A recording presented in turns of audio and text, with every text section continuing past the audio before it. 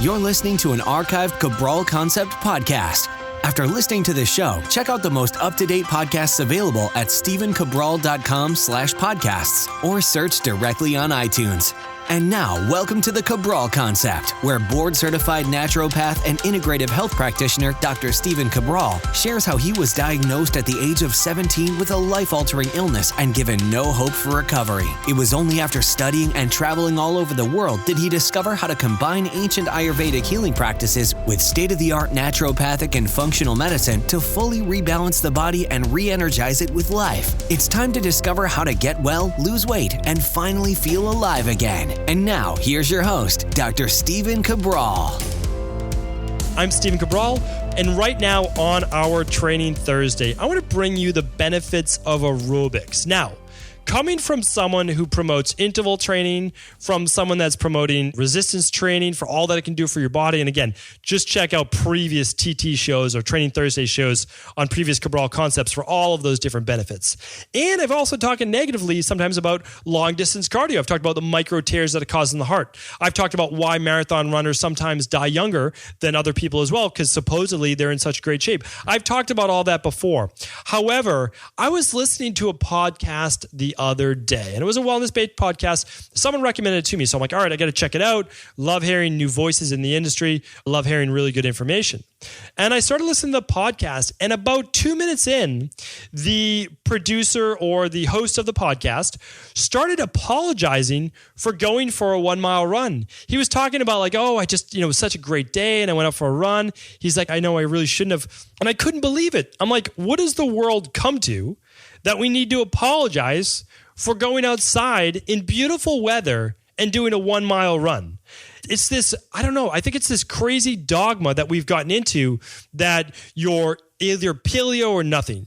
You're either hardcore, high-intensity interval training or nothing. You are autoimmune based or nothing. You're whole this or nothing. It's like you're stuck in this box, and what happens is you lose the benefits of all these other amazing things you can get out of life. Now, I hope that you're going to tune in for the next Mindset and Motivation Monday, because I talk about this. I talk about these dogmas and how we're stuck in them, and I want to help you break free of those. So check out that show. But today, what I want to do is I want to talk to this host, this guy right here, and I want to say that you can go for a mile run. You can enjoy aerobic exercise. It is good for you. The problem is this. We started to go overboard. We started to do too much endurance-based running and training in the 70s and 80s with jazzercise and aerobics-based classes right into the 90s, marathon training, all of these big things. And yes, it did go too far. But what happens when we go too far? We get this total flip-flop, right? And again, I'm not a politics guy. I'm really not. I know very little about it. I don't watch the news. I know some people they have an issue with me not watching the news. I just don't like to fill my head with all of these negative-based things. That might be great for other people. It's not great for me. I have to protect what I put into my brain on a daily basis. Other people seem to do fine with it. Maybe, maybe not. But what I'm saying is, it seems to happen in politics, right? We go from a Democrat in the United States, then to a Republican, and then that person went too far, and then we go back to this side. And again, if you're liberal, you might not think that you go far enough. And if you're conservative, you might not think that you can go farther enough. That's not my place to say, not my opinion. And honestly, it's not something that I really participate in, because you've heard my philosophy on previous Mindset and Motivation Mondays. I believe in doing what's right for the greater community. I do believe what's doing right for yourself as an individual, making sure that it does not hurt others. And I really just believe in trying to be a good person and do the right thing. And that's not what today's show is all about. There is no political stand. There is no religious stand by my standpoint. I do want you to know that. I believe that everything can be valid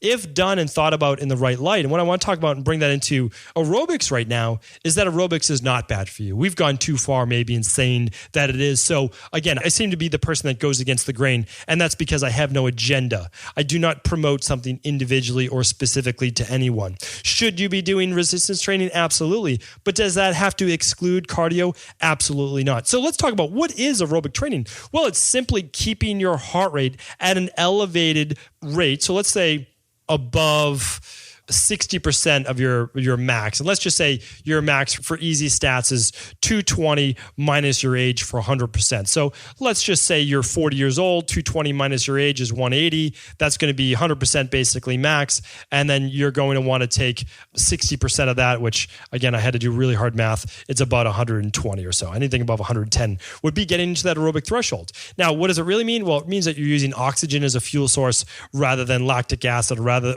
than anaerobic-based metabolism, which is fueled by, again, lactic acid. It's fueled by fast glycolysis. And so I'm not going to get deep into what that means specifically, but I know the personal trainers out there listening, the doctors and chiropractors, they know what I'm talking about. And you can use this specifically with your particular patients and clients. But what I'm talking about here today is anaerobic would be our weight training basically and our intervals, and aerobic is going for a run, a light run, okay? Being able to maintain that for more than a 5-minute pace. And then also it is maybe going for a bike or rowing or any of those things. It's doing aerobics-based class maybe. Now, this is a little different. I'm not talking about boot camps and classes today. I'm talking about going for a run, going for a bike ride, using a rowing machine at a slower pace so that you can maintain that, doing an elliptical, doing a free run, or any of those things that you might like. What I want to do right now is actually, I want to give you a little bit of insight, kind of like what I spoke about yesterday, a little bit of research. So I like the Mayo Clinic. Of course, I think they're a little probably more conventional medicine-based for me, but they have great research. And I like to use the research and I like to pass it on. So they're giving 10 benefits to aerobic-based exercise. So one thing it can help with. Now, is it the best at losing weight? Absolutely not. But can going for a run help lose weight? Yes. Again, when I say run today, synonymous with biking, with rowing, anything aerobic-based that you're using for let's call it 20 minutes, okay? You're going for a 20-minute fast-paced walk for a run, for something that's going to get that heart rate up, okay? It does help weight. Again, use it with my diabetes-based wellness clients. The reason I do this, it helps to pull blood sugar down. It helps to pull sugar into those cells. I see it work. In my clinical practice, again, I see people every single day. I can see what works. It does work. You regulate blood sugar, you better regulate weight loss, okay? Number 2, it increases your stamina. And it does that because you're able to deal with some type of physical exertion for an extended period of time. I think that's helpful. I think it is helpful to not always do a 20-second interval, a 30-second interval. All right, number 3, it boosts your immune system. It does boost your immune system, and it leaves you less susceptible to viruses and illnesses. But remember, you can overdo it. And I'm not talking about that today. I'll give you a little summary at the end. Okay. It reduces a lot of your issues for obesity, heart disease, high blood pressure, type 2 diabetes, metabolic syndrome, which is essentially all of those things. When you start to increase triglycerides, type 2 diabetes, heart disease, there's your metabolic syndrome, stroke, certain types of cancer. I believe they didn't write down, but essentially gallbladder-based issues should be included with that as well. Number 5, managing chronic conditions. So this is kind of going back and forth. They're talking about more from a cardiovascular disease and diabetes perspective, and I do agree with that. Chronic conditions, like, can it really help with, let's say, an autoimmune issue? Maybe, maybe not, only if it lowers your actual stress-based standpoint, and that is one big thing for me. Some people love going for runs and bikes and all that because it clears their head, calms them down, gets them into that parasympathetic nervous system. That's what it's all about, the runner's high. There's nothing wrong with that. Don't take that runner's high to excess, but yeah, 20 to 40 minutes, fantastic. No issues with that. It strengthens your heart. It does, but again, to a certain degree, because now we've seen that in long distance running, an hour plus really has to do with max exertion, which again, I'll talk about at the end, causes micro tears in the heart. Done to a lower exertion, totally good for the heart, fine for the heart. Not in excess, like most things, right? Keeps your arteries clear. That's saying basically that it's helping to regulate cholesterol and LDL. True for a lot of people, not for everyone. Exercise does seem to give a boost, especially when you do genetic testing. Again, I'm a huge advocate of genetic testing. You only have to do it once for life. We have an amazing genetic test. Again, as a functional medicine doctor, I get to choose any lab in the world. My choice is a lab out of Australia. You can go to stephencabral.com/store. I believe it's under the anti-aging tab. Check out our genetic test. Yes, it's expensive, but that's also because it's the best in the world. 23andMe is, yes, it's a real genetic test, but not from a wellness perspective, not from a functional medicine perspective. It's not done for that. You don't go to your doctor to do 23andMe. This test, this lab, comes with 100 pages on you. That's how in-depth it is. It's amazing. Really, really amazing.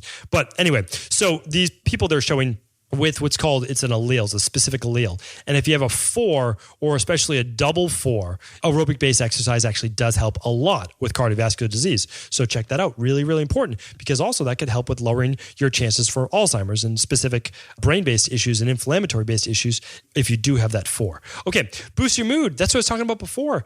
Aerobic cardio can be so great. Exercise in general, yes, but some people just seem to get that runner's high, that natural high by going for a run or a bike or just a brisk walk outside.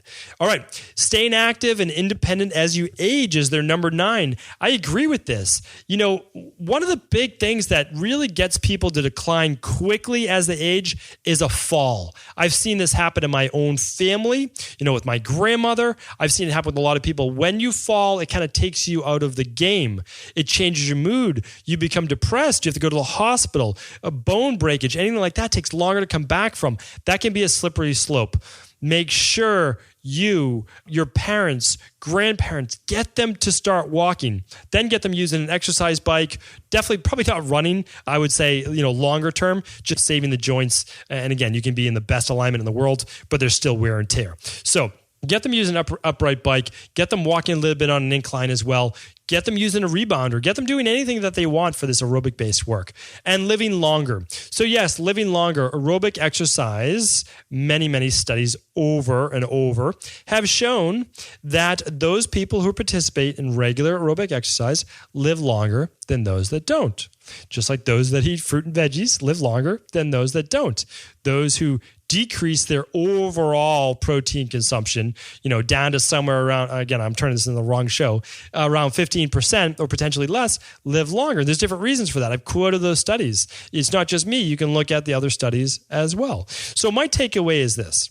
About 20 to 40 minutes of cardio I've seen in my own practice seems to be totally fine for anyone. And again, if you have knee issues, choose an upright bike, choose a rebounder, choose something else besides running. As long as your exertion is submaximal for that length of time. Let me repeat that, because again, I think I probably got in a little bit of technical speak. But what I want to say is this. The time frame almost doesn't matter. It does once you start to get past like 60 minutes, 90 minutes. It does. But maximal exertion matters the most.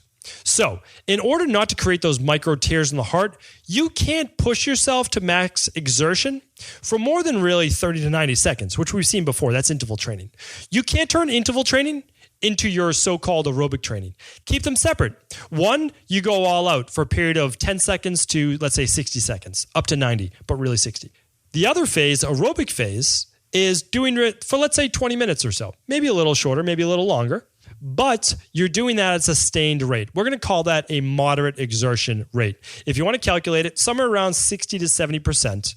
Right around there, 50 to 70%, 60 to 70% of your max exertion rate, which again, we call VO2. We can call it a lot of different things. 220 minus your age. Again, this is generic formula, but it's still the formula that's always used. And then that's your 100%. Take somewhere around 60% of that, okay? So you just carry some decimals, multiply by 6. It's not that difficult to do. You can figure that out. And again, online calculators, you'll be able to calculate that as well. But what I want to say is this. How can we make it all work? Well, here's the thing. You can't forget your strength training. Strength training, interval training is still where it's at. It really is. We don't want to go overboard with that either. We don't want to take it to boot camp level where we're doing it for an hour. But 20 to 40 minutes of strength-based training, and then somewhere around maybe 20 to 40 minutes on the every other day from that, doing aerobics, I think that would be great. Meaning like you could do resistance workout one on Monday, some upright bike cardio or going outside and getting in some fresh air on Tuesday. Take Wednesday off, resistance training day number 2 on Thursday, that would be. Cardio day, aerobics day number 2 on Friday. And then even if you took the weekends off, you have 4 great days there. 2 resistance training, 2 cardio. Now, of course, you could do intervals instead of the cardio, but I'm just trying to give you a different formula. And again, if you've gone to StephenCabral.com by now, you see I have a little welcome package. And on that welcome package, it actually gives you what I call the ideal workout week. It talks about 2 to 3 days of strength training, somewhere between 20 and 40 minutes. Ideally, ideal world, a little less, that's okay as well. And I talk about getting in some cardio if you choose to as well. It could be cardio, or again, it could be interval based. It's your choice. They both work great, but I think doing one day at least of cardio is a nice balance as well. So hopefully that helped. Again, I'm here to bring what I just call a little sanity to online marketing and kind of gimmicks and all of those things. I'm not the only one, of course, but what I try to do is I try to come at you with different concepts. That's what it's all about. A different way of thinking, keeping your mind open, letting you understand you don't have to be or do any one thing. You could be a mix of things. And as we've seen, having a little bit of this, having a little bit of that seems to work best for the long run. And I'll tell you why. In the short term, many things can work, but in the long run, doing one thing seems to burn out the body. Too much of a good thing with strength training seems to burn us out. Too much of that endurance-based marathon work seems to burn us out. Not doing any carbs in the diet seems to burn out our body. So we have to look at it as, how can we be balanced? How can we look at where we're currently at in life right now and balance that as well? And again, to that host of that podcast, I want to let you know it's okay. You can go for that mile run. You can get outside. You can enjoy the good weather, and you can do a little bit of aerobics. There is a lot of benefit to it. Thank you everyone for tuning in, and please do feel free to share this show with anyone it could help. Before you go, I wanted to share a personal story with you. The real reason I began to get well finally is because I figured out what was wrong with me. And that might seem pretty obvious, but I went from doctor to doctor for over 2 years before discovering at-home functional medicine lab testing. These are the labs that enabled me to finally figure out what was wrong with my hormones, blood sugar, electrolytes, and gut health. And once I knew what was wrong, I could then follow a proven plan in order to rebalance my body from the inside out. This is why I believe so strongly in functional medicine lab testing, and why I've made it my mission to share these labs with the world. Now at equa.life, you can order an at-home lab test or lab bundle for you and your family and be able to complete it within the week. Plus, the Equal Life difference is that you're not left to try to read and figure out these labs on your own. We explain what your lab numbers mean, what they mean in the much bigger picture, and then how to go about rebalancing your body in order to heal. To see our full selection of lab tests, or to set up a free lab selection call to find out what labs may be best for you, simply head on over to equa.life/labs. And do remember, we ship these all over the world. To find out more and to set up your free lab selection call, simply head on over to equa.life/labs. That's EQUI.LIFE/labs.